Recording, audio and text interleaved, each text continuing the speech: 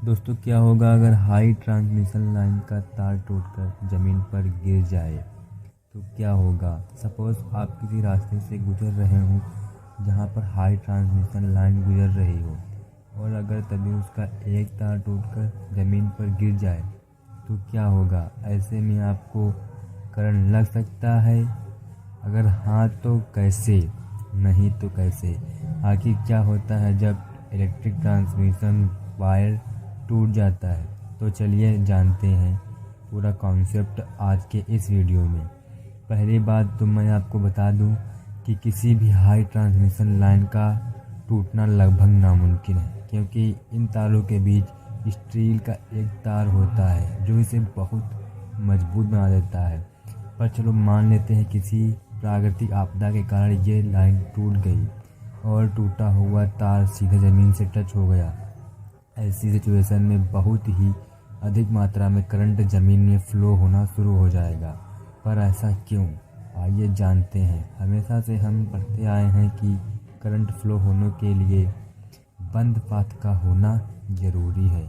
अगर बंद पाथ कहीं से ब्रेक होता है तो करंट का फ्लो रुक जाएगा। ऐसे में आप सभी लोग यही सोच रहे होंगे कि एक हाई ट्रांसमिशन लाइन का तार टूट गया तो ये बंद परिपथ रुक जाना चाहिए, करंट का प्रवाह रुक जाना चाहिए।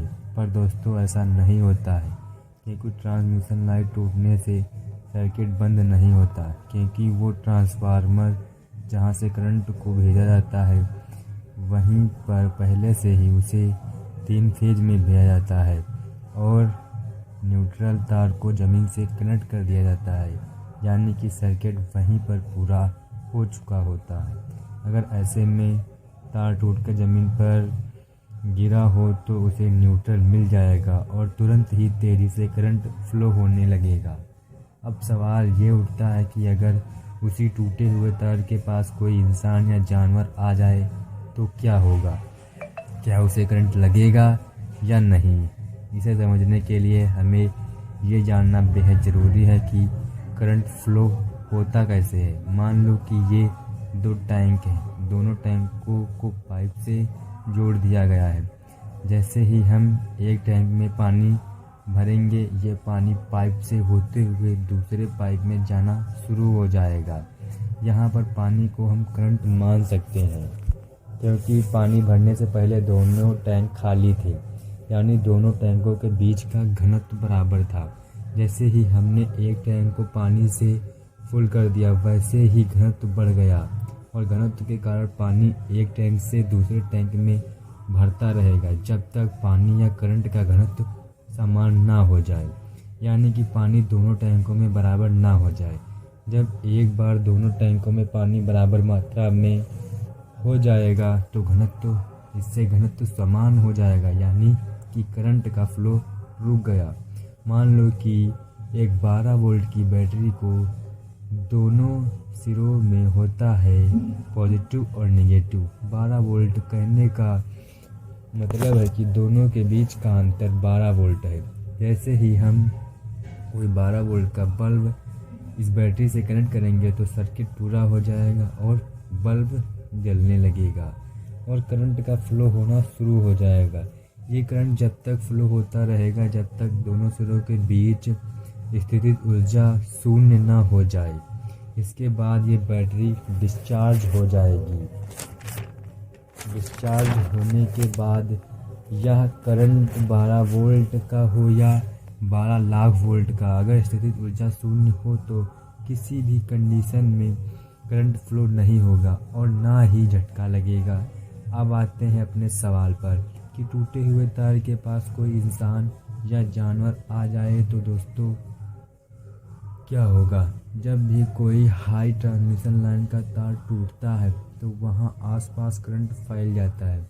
ये करंट बढ़ने के साथ साथ ये घटता भी जाता है। मान लो कि कोई 1 लाख वोल्ट वाला तार टूटकर ज़मीन पर गिर गया, वहाँ से थोड़ा आगे जाने पर 80,000 वोल्ट होगा और वहाँ से थोड़ा और आगे जाने पर 60,000 वोल्ट और आगे जाने पर 40,000 वोल्ट। ऐसे ही आगे जाते जाते यह एक पॉइंट पर शून्य हो जाएगा। इसे हम पोटेंशियल डिफरेंट के नाम से भी जानते हैं। कोई इंसान उसी रेंज में आ जाता है तो बिना तार को टच किए उसे ज़ोर से झटका लग सकता है तथा उस इंसान की मौत भी हो सकती है। पर ऐसा क्यों? उसने तार को टच भी नहीं किया। यहाँ पर समझने वाली बात है कि उसका एक पैर 80,000 वोल्ट वाली करंट पर था तथा दूसरा 60,000 वाली वोल्ट पर। जैसे कि हमने पहले यह समझा कि जहाँ पर स्थितिज ऊर्जा अंतर होगा वहाँ पर करंट का फ्लो होना शुरू हो जाएगा।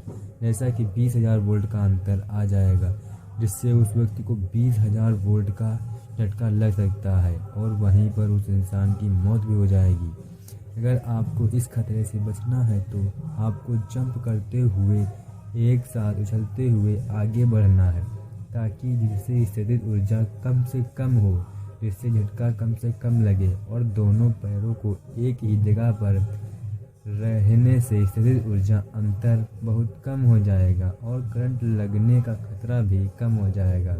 तो अब आपको समझ आ गया होगा कि वोल्टेज हमें नहीं मारता बल्कि वोल्टेज का पोटेंशियल डिफरेंट मारता है। इसीलिए उछलते हुए वहाँ से निकल जाओ तो आपको करंट कम से कम लगेगा।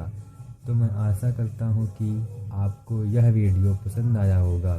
वीडियो में ज़रा सा भी आपको कुछ समझने को मिला हो तो प्लीज़ वीडियो को लाइक करो और चैनल को सब्सक्राइब करो और इस वीडियो को अपने दोस्तों में ज़रूर से ज़रूर शेयर करना ताकि ये जानकारी उन्हें भी हो सके।